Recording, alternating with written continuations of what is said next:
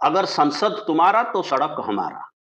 संसद जदि तमर, भोट जदि तमर, निर्वाचन रे किए जितिबो किए हारिबो ता जदि तम दखल ले, तेबे सड़क आम दखल ले। आमे होचु ए देशर लोक, we the people of India. आम प्रश्न रास्ता रे जाइकी पचारि पारि। ये ए विचार उपरे आधारित बृहत्तर प्रश्न होची not Modi then who. Modi जदि देशर प्रधानमंत्री न हुंती तेबे किए हेबे आगामी प्रधानमंत्री। कारण संसद चलिबा पई पाखापाखि 4 वर्ष आहुरी बाकी अछि।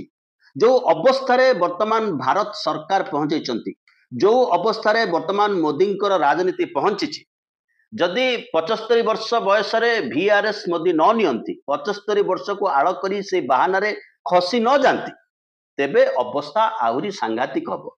भिडी ओटारी जदि 3.5 वर्ष रु अधिका काल ए सरकार माड़ी जाए, तेबे अवस्था आहुरी शोचनीय होई जिवो भारतीय जनता पार्टी रो, भारतवासींकर। सरकार दिने विचार करुथिले संसद आमर, भोट आमर, ता सत्वे जदि किए संसद भितरे पार्टी करिवे, से राज्यसभा हो बा लोकसभा हो, तांकू सीधा सड़क संसद रु बाहर करदबु एवं मन इच्छा बिल पारित करदबु। आज संसद जो अवस्था, गत मौसुमी अधिवेशन शेष बेले जेतेबेले नरेंद्र मोदी प्रवेश करुचंती संसद भितरे, सेतेबेले स्लोगान सुबुची भोट चोर गादी छोड़, भोट चोर गादी छोड़। जिन्हें आज नियम 377 के अधीन मामले उठाने की अनुमति प्रदान की गई है, वह व्यक्तिगत रूप से